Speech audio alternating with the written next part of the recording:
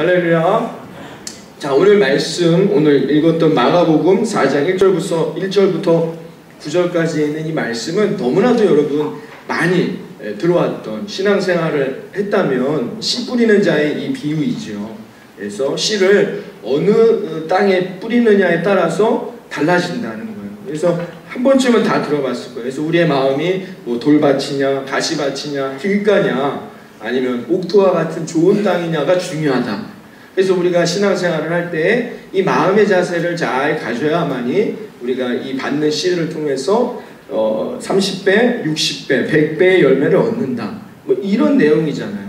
여러분 많이 들어왔던 내용이에요. 그래서 또 대표 기도하거나 기도하실 때 늘 하나님 30배, 60배, 100배의 열매가 우리의 삶에 있게 해주십시오. 이런 내용들을 여러분 기도하시는 분들은 적어도 오늘 이 본문 말씀을 한 번쯤은 들어보셨고 아니면 은혜를 받으셨던 경우가 있을 수 있습니다. 그래서 제가 오늘 이 5월을 마무리하면서 행복과 형통, 우리의 가정이 찬양 계속 이었죠. 오늘 마지막. 그래서 우리의 가정에 30배, 60배, 100배의 열매를 얻는 가정으로 이 5월을 마무리하길 원하는데 그래서 오늘 이 본문을 선택했어요. 근데 저는 오늘 조금 다른 시각으로 오늘 이 본문을 접근하기를 원합니다. 그동안 여러분이 들어왔던 주제가 아니라 새로운 관점. 이 오늘 본문에 그동안 우리가 들어왔던 일반적인 전통적인 해석 방법은 어디가 초점이죠? 길가나 뭐 가시떨기, 좋은 땅, 이 마음이 초점이었어요. 그래서 우리가 어떤 마음이 있느냐. 근데 저는 오늘 바꾸려고 합니다. 왜? 여기에 나오는 대상은 세 가지가 나오잖아요. 씨와 마음과 밭, 그 다음에 열매란 말이에요.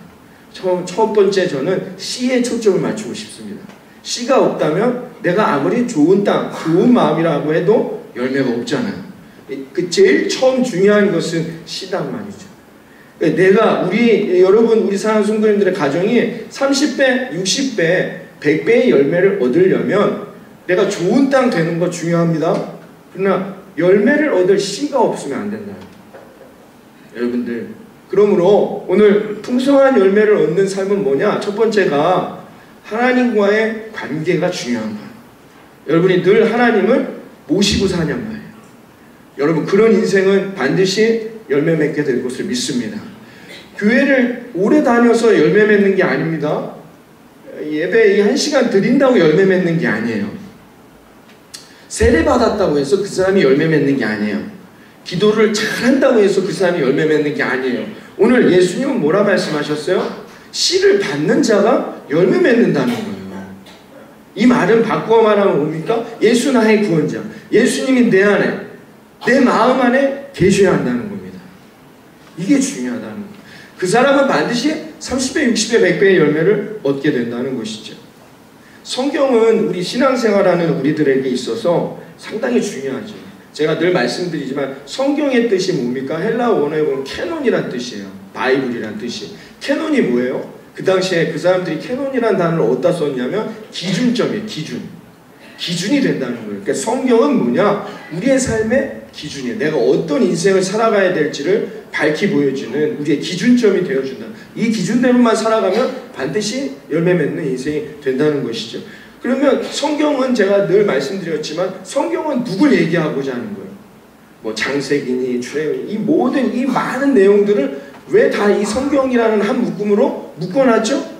예수님만 하고자 하는 거죠. 예수님이 어떤 분인가를 설명하고자 이거 다 묶어놓은 거예요. 예수님에 대한 이야기예요. 그러니까 우리 구원받은 우리들, 예수 믿는 사람들의 기준은 뭐냐? 한마디로 예수님이 우리의 삶의 기준 되어야 한다는 거예요. 그래서 예수 따라가는, 그래서 예수님이 우리는 제자되라고 말씀했어요. 제자되는 인생에 30배, 60배, 100배의 열매가 얻게 되는 것이죠. 그래서 우리가 성경을 통해서 내가 어떻게 하면 예수님 따라가는 삶이 될 것인가, 내 삶을 돌아보고 점검할 수 있는 시간들이 생긴다는 것입니다.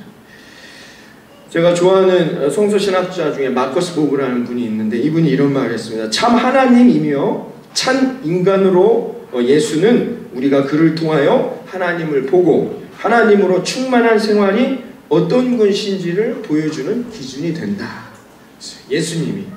예수님을 통하여 내가 참 하나님, 충만한 은혜를 경험할 수 있는 기준이 되어진다는 겁니다. 그러면서 그 신학자는 이렇게 말했어요.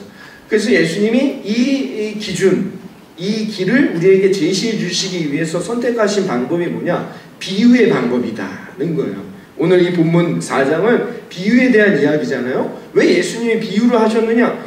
예수님을 따라올 수 있도록 권면하셨다는 겁니다.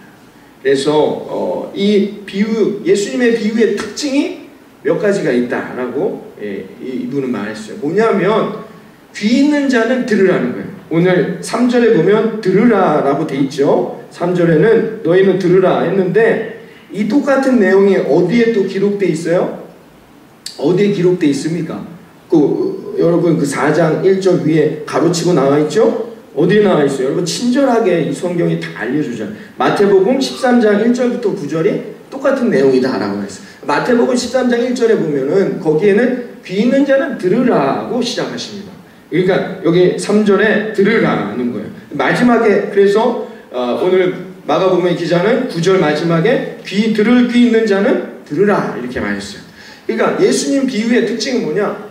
들을 귀가 있는 자는 들으라는 거예요. 그러니까 아무나 들을 수 있는 게 아니라는 거예요. 예수님의 이 말씀, 성경이 우리에게 말해주는 비유는 들을 귀가 있는 자만이 들을 수 있다는 거예요. 이게 아주 중요한 핵심적인 내용이에요. 누가 지혜로운 인생이 되느냐? 귀가 들을 귀 있는 자라는 거예요. 누가 30배, 60배, 100배의 인생의 열매를 얻느냐? 들을 귀가 있는 자만이 얻을 수 있다는 거예요. 이게 예수님이 우리에게 주시는 비유의 내용이라는 겁니다. 좋은 말씀이 아니에요. 이 말씀을 듣고 누가 30배, 60배, 100배 지혜롭게 깨닫고 내 인생을 변화시키는 놀라운 역사를 경험할 수 있느냐? 들을 귀가 있어야 한다. 그걸 전제하시면서 오늘 예수님이 말씀하고 있어요. 다른 데도 마찬가지입니다. 다 동일하게 예수님이 그렇게 말씀하고 있어요. 들을 귀가 있는 자만이 특히 비유로 얘기하실 때 특히 예수님이 이 부분을 이야기하셨다는 거죠. 그러면서 오늘 이 4장의 내용은 그 비유를 시작하시면서 씨에 대한 얘기를 해주셨어요. 씨는 뭡니까? 씨가 없다면 우린 열매 맺을 수 없습니다. 내가 아무리 선하고 내가 다른 사람에게 친절하고 뭡니까? 정직하고 죄짓지 아니하고 온전하고 도덕적이어다 할지라도 씨가 없다면 그건 아무 의미 없는 땅이 되어버린다는 겁니다. 제일 중요한 것은 뭐냐? 씨라는 거예요. 그래서 예수님이 오늘 씨에 대한 얘기를 강조하시는데 여러분 겨자씨에 대한 비유도 바로 이어져서 나옵니다. 그렇죠? 4장에 보면 겨자씨에 대한 비유도 나옵니다. 그 씨가 중요하다는 겁니다. 예수님은 계속해서 이것을 강조하시는 거죠. 여러분의 삶을 변화시킬 수 있는 중요한 씨는 무엇입니까? 여러분 힘드시죠? 고민도 많으시고 질병 때문에 아니면 뭐 관계 때문에 자녀들 때문에 직장 문제 때문에 크고 작은 고민들이 있으시죠? 여러분의 이 삶을 변화시킬 수 있는 완전히 갈아엎을 수 있는 그 놀라운 소망은 어디 있습니까? 돈일까요? 건강일까요? 뭡니까? 여러분의 그 씨는 무엇입니까? 우리를 죽음에서 살리신 생명의 씨가 되시는 예수 그리스도임을 믿습니다. 우리를 치유하시는 앉은 자를 일으키시며 보지 못하는 자를 보게 하시는 치유의 씨를 가진 예수 그리스도임을 믿습니다. 그 씨를 받으란 말입니다. 할렐루야. 얼마나 가슴 벅찬 이야기입니다. 예수님이 오늘 그 이야기를 우리에게 시작하시는 거예요. 비유로 말씀해 주시기 시작했다는 것입니다. 그러므로 여러분 뭐 다 아시는 얘기지만 씨는 좋지만 흙이 길바닥이면 어떻게 해요? 흙이 전혀 없는 길바닥인 경우에 안 돼요. 씨가 좋지만 뭐예요? 흙에 얕은 돌짝밭에 있는 경우 이것은 환난과 역경이 올 때 넘어지는 걸 말하는 거죠. 이래서는 열매 맺을 수가 없어요. 예수 믿고 은혜 받았는데 내 삶에 뜻하지 않은 어려움이 올 수 있습니다. 하나님 이게 뭡니까? 그때 뒤돌아서서는 그 사람이 열매 맺을 수 없단 말이에요. 돌짝밭에 떨어지는 씨여서는 안 돼요. 세 번째는 뭐예요? 가시덤불이에요. 은혜 받습니다. 말씀을 받습니다. 하나님 그래 하나님이 나의 희망 내 소망 하나님만이 나를 치료하며 하나님이 내 인생을 변화시키며 내 인생에 30배 60배 100배의 열매를 허락하실 분이다. 믿었어요. 근데 내 나아가는데 아이고 뭐 다음 주에 한번 빠진다 해서 기도 한번 하지 않는다 해서 하나님이 그런 하나님입니까? 이 유혹 앞에 넘어진단 말이에요. 그게 가시떨기에 떨어진 씨라는 거죠. 마지막은 뭐예요? 씨는 좋은데 이 좋은 씨가 어디에요? 좋은 옥토에 떨어진다는 이 네 가지의 경우로 예수님이 우리에게 말씀하고 있습니다. 예수님은 이 네 가지를 교차적으로 우리에게 설명하면서 이 다양성이 있다는 거예요. 예수 믿는다는 사람들, 하나님을 믿는다는 사람들도, 신앙생활하는 우리들도 이런 다양성이 있음을 예수님은 이미 인정하고 들어가고 계시다는 것입니다. 그러나 중요한 것은 여기에 초점을 맞추라는 겁니다. 예수님이 어디에? 30배, 60배, 100배의 열매를 얻는 인생이 있다는 거예요. 거기에 초점을 맞추고 너희가 그 씨를 받아야 한다는 것입니다.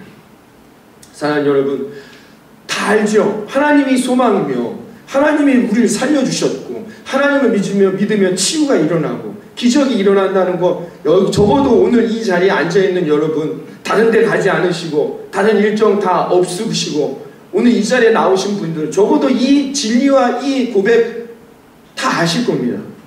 이 말씀을 다 압니다. 그러나 중요한 것은 뭐냐? 우리에게 환난이 올 때 말입니다. 우리에게 역경이 올 때 어떻게 합니까? 목사님, 예수 믿고 기도하며 부르짖으면 응답해 주신다 해서 내가 예배 시간 빠지지 않고 기도 시간 빠지지 않고 하나님 앞에 간절히 부르짖고 기도하며 내 기도의 제목을 위해 열심히 달려왔는데 왜 응답이 없습니까? 하나님은 왜 아무 말씀 없습니까? 이런 환난과 역경이란 말입니다.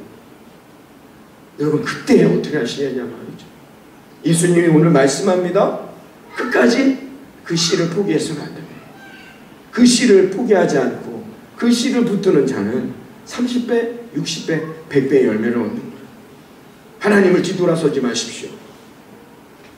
여러분, 교회에서 좀 기분 나쁠 수 있습니다. 상처받을 수 있어요. 관계 때문에. 그것 때문에 하나님을 등져요. 교회를 멀리합니다.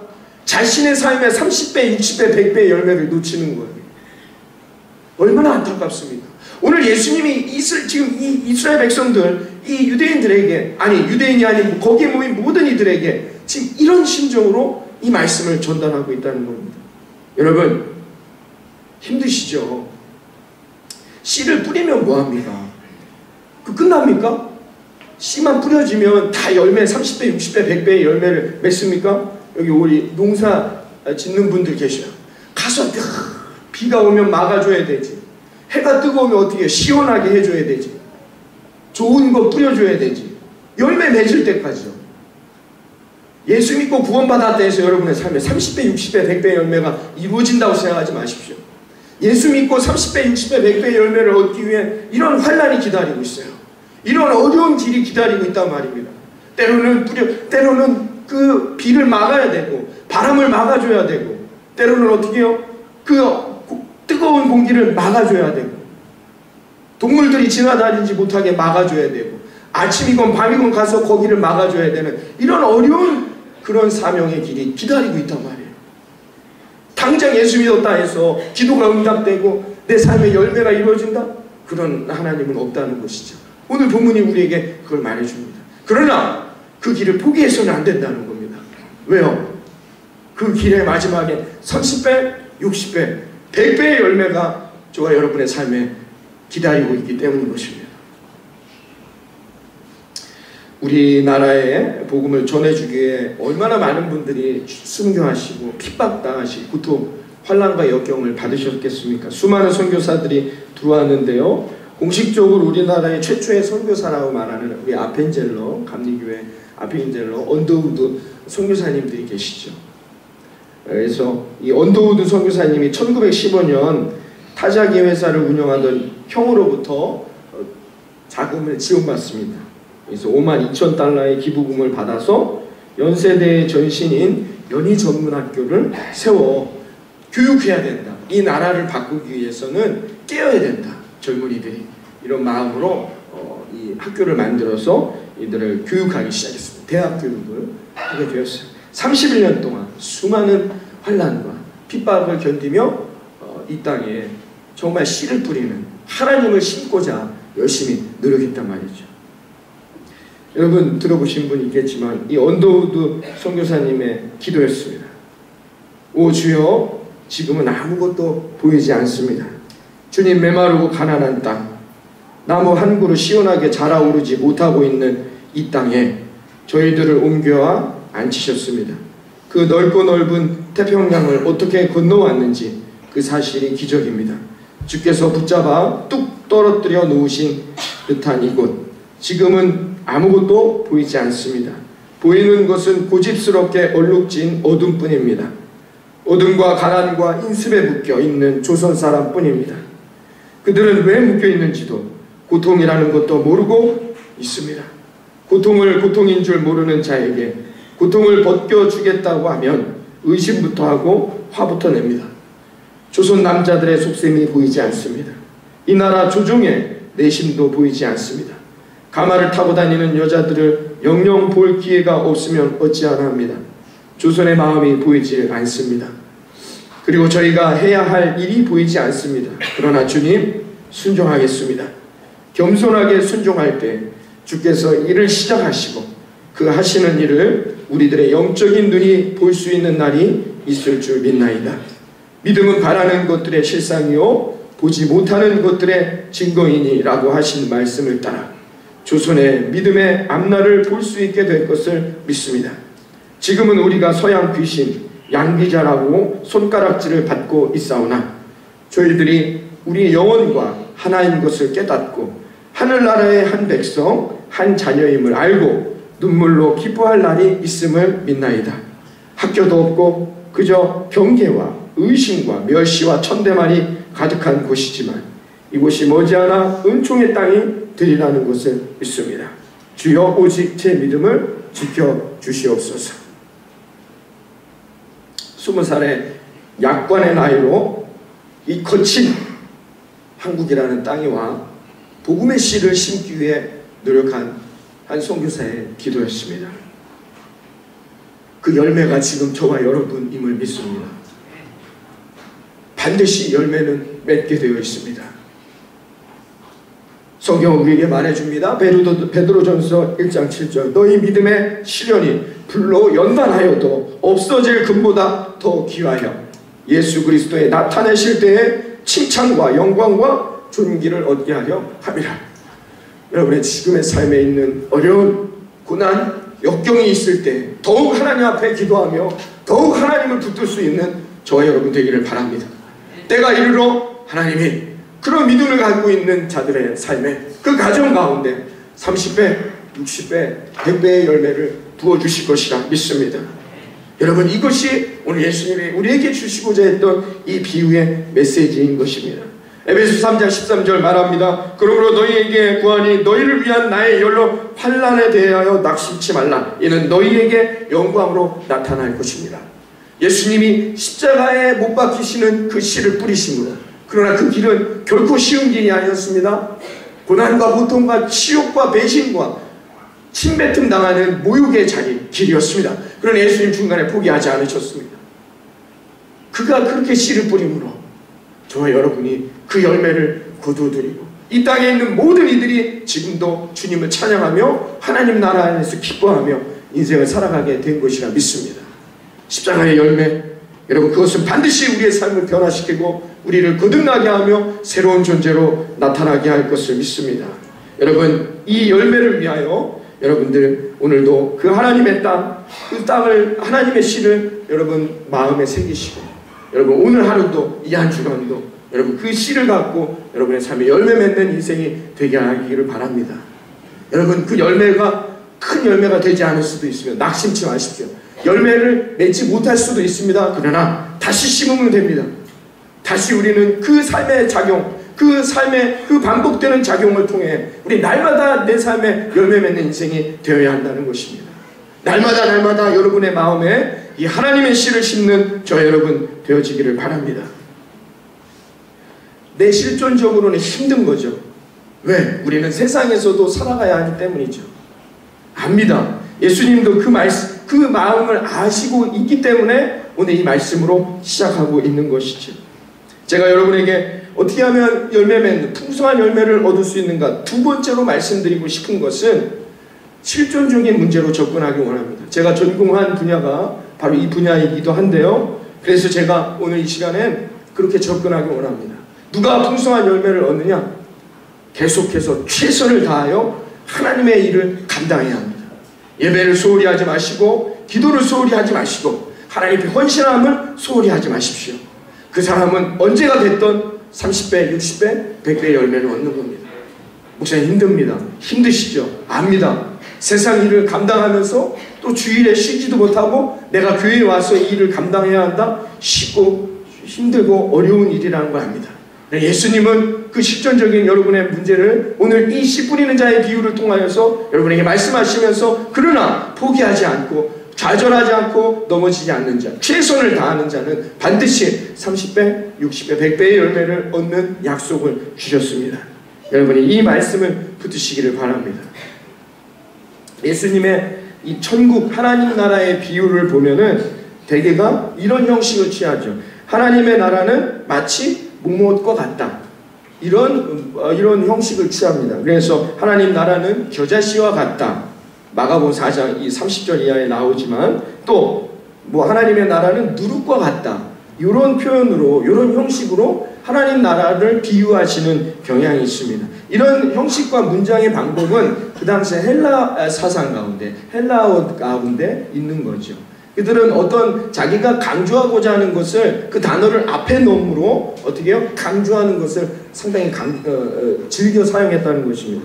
이것이 이제 역격이라는 표현인데요. 그러니까 자기가 하나님 나라를 강조하기 위해서 제일 앞에다 뭐예요? 오늘 본문에 있는 거죠. 씨를 갖다 놓는 겁니다. 하나님 나라는 씨와 같다는 거죠. 이러한 표현 방법을 많이 사용합니다.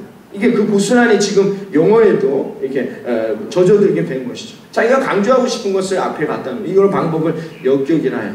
그런데 많은 학자들 중에 제가 전공한 분야에서는 이렇게 해석합니다. 그러니까 헬라어에서 말하는 역격의 의미와 예수님은 아람어를 사용하셨어요. 여러분 아람어가 뭔지 아시죠? 금요 기도에 나오신 분은 아실 거예요. 말씀을 잘 들으셔야 합니다. 아람어가 뭐가 있습니까? 대표적으로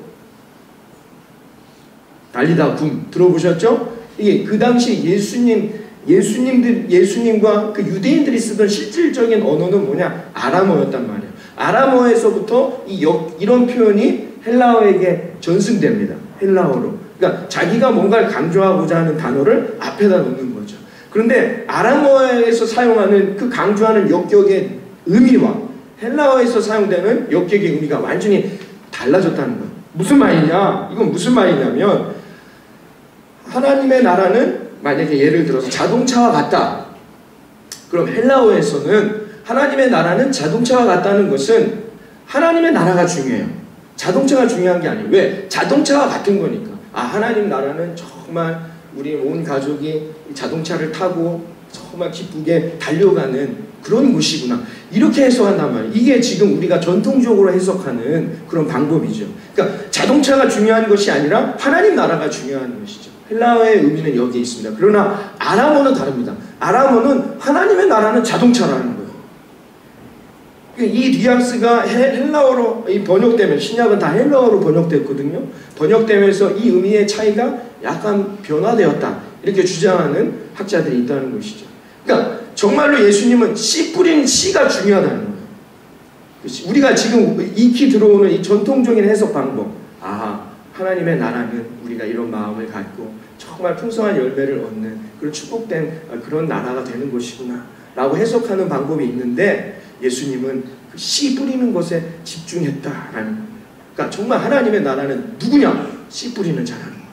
씨 뿌리는 자가 하나님의 나라를 이룬다라는 그런 말씀을 오늘 본문에서 우리에게 말하고자 한다는 이런 조금은 다른 해석 방법이 있다는 것입니다.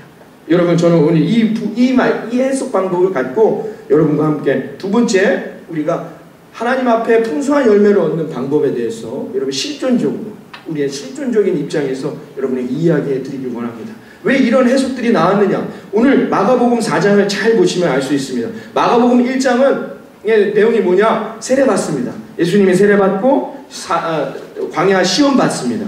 그 다음에 어떻게 해요? 복음을 전파하기 시작하죠. 회개하라, 하나님의 나라가 가까이 왔다. 복음을 전파하시는 게 1장 15절에 나와 있습니다. 그 다음에 1장에 보면 제자를 부르시고 그 다음에 어떻게 해요? 귀신 들린 자들을 고쳐주셨어요. 병자를 고쳐주시고 나병 환자를 고쳐주시는 내용이 1장에 나옵니다. 이어서 2장 3장에도 어떻게 해요? 계속해서 환자, 중풍병자를 고치시며 손 마른 자를 고치시는 내용이 2, 3장에 쭉 이어집니다. 그러니까 예수님이 지금 그 사역의 현장을 쭉 지금 따라가고 있는 거예요. 그리고 12제자를 부르시고 그 다음에 어떻게 해요?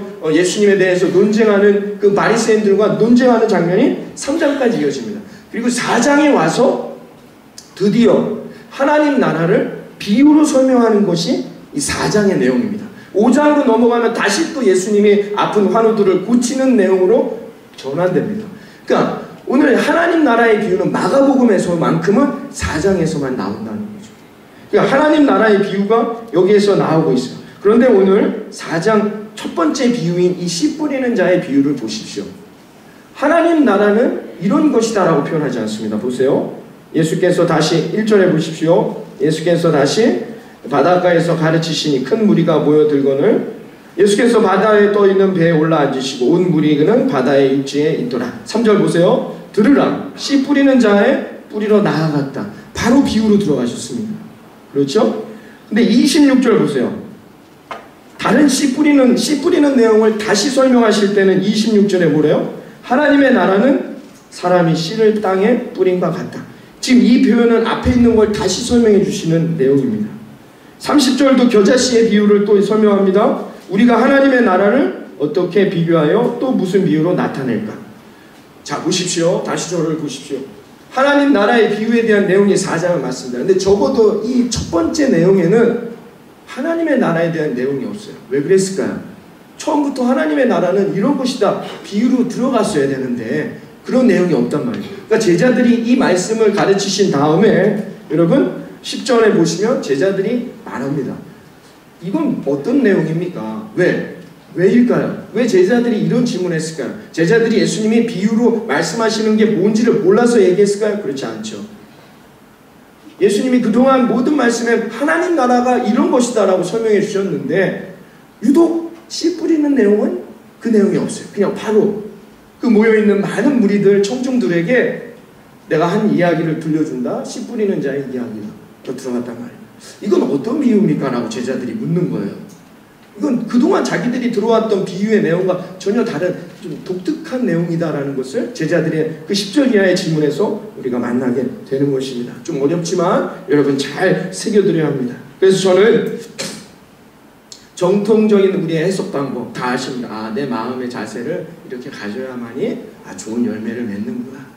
그건 오늘 우리가 들어올 수 있는 적절한 해석이었어요. 그러나 그 시대에 지금 이 말씀을 듣는 그들은 어떤 삶의 정황에 있었는지를 우리는 알아야 돼요. 예수님은 그 실존적인 그들의 문제에 집중하셨어요. 예수님이 농부라고 말하지 않으시고 오늘 씨 뿌리는 자라고 말했어요. 자, 3절에 보세요. 들으라. 씨를 뿌리는 자가 있었다. 왜 농부라고 하지 않으셨을까? 이게 중요하다. 너희는 다 씨를 뿌리는 사람들이야. 거기에 농부도 있을 수 있고 어부도 있을 수 있고 다른 일을 하는 사람들도 있었기 때문에 굳이 농부라고 말씀하시지 않고 너희는 씨를 뿌리는 자이다 라고 시작하시는 겁니다. 얼마나 은혜롭습니까? 여러분은 씨를 뿌리는 사람들입니다. 우리 대학생인 여러분은 최선을 다하여 열심히 공부하며 내 삶에 30배, 60배, 100배의 열매를 얻기 위해 씨를 뿌리고 있습니다. 직장에 다니시는 여러분, 내가 근무하는 그 직장에서 30배, 60배, 100배의 열매를 얻기 위해 여러분은 최선을 다해 씨를 뿌리고 계십니다. 가정에서 살림을 하는 여러분, 내 가정이 더 풍성해지고 내 자녀들, 내 가족이 더 행복해지기 위해 여러분은 지금도 30배, 60배, 100배의 열매를 얻기 위해 씨를 뿌리는 분들입니다. 할렐루야. 예수님은 오늘 그렇게 시작하셨다는 말입니다. 믿음이 있는 너희들 그런 거 아닙니다. 너희 구원받은 너희들 하나님 나라를 경험한 너희들 그런 게 아니에요. 너희는 다 씨 뿌리는 자임을 내가 알고 있다. 너희들의 삶의 정황에서 최선을 다하여서 세상에 물들지 아니하고 내가 원하는 그 마음과 믿음을 내 인생에 씨를 뿌리기 위해 노력하는 자임을 내가 알고 있다. 더러는 씨를 뿌렸는데 그 씨가 잘 되지 않아 길바닥에 뿌려져서 열매가 없을 수 있다는 겁니다. 내가 최선을 다해서 기도하며 씨를 뿌리는데 내 인생 가운데 하나님의 역사에 지시기 위해서 여러분 여전히 지금도 기도하고 예배하며 하나님 앞에 헌신하는 우리 사랑하는 성도님들 계시잖아요.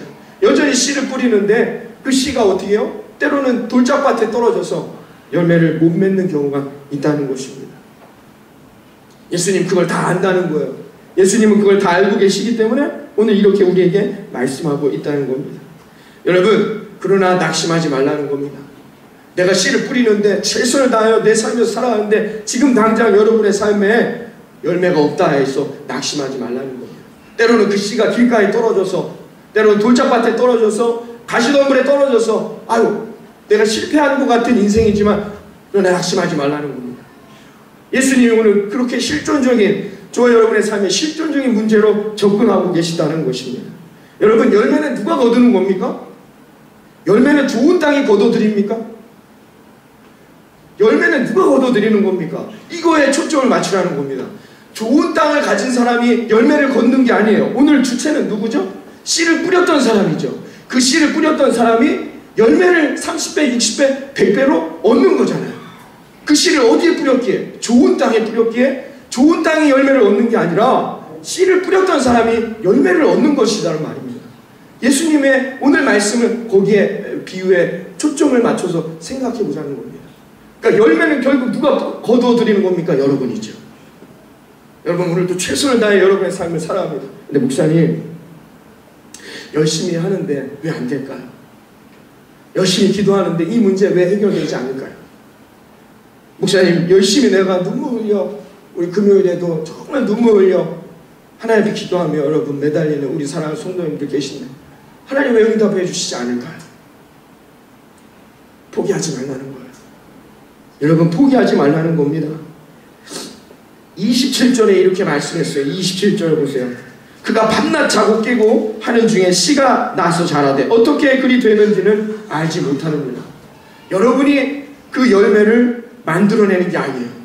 여러분이 그 열매를 형성하는 게 아니라는 거예요. 열매는 누가 만들어 주신다는 거예요? 하나님이 하시는. 우리는 어떻게 해요? 오늘도 최선을 다하여 내 삶의 자리에서 내 삶의 정황에서 하나님 말씀대로 열심히 기도하며 기도의 씨를 열심히 순종의 씨를 열심히 예배의 씨를 뿌리기만 하면 되는 거예요. 거두는 것은 하나님이 하신다는 겁니다. 그러나 여러분 힘드시죠? 아무리 기도해도 내 기도가 응답되지 않는 것 같습니다. 그러나 때가 이르를 때에 포기하지 않고 그 길을 최선을 다하여 씨를 뿌리는 자에게 하나님 반드시 열매를 허락하심을 믿습니다. 우리 사랑하는 변정인 자매 4년째 암 치료를 받고 있습니다. 그렇게 생각하시는 분들도 있었을 거예요. 아니 본인도 그렇게 생각했을 겁니다. 하나님 이게 뭡니까? 열심히 기도하고 부모님 열심히 신앙생활 하는데 왜 나에게 이런 어려움과 아픔이 있습니까? 제가 지금 최근에 신방하고 만나서 그 믿음의 고백을 들을 때 이제 그런 마음은 사라졌대요. 어떤 마음이 있느냐? 기쁨이 있어요.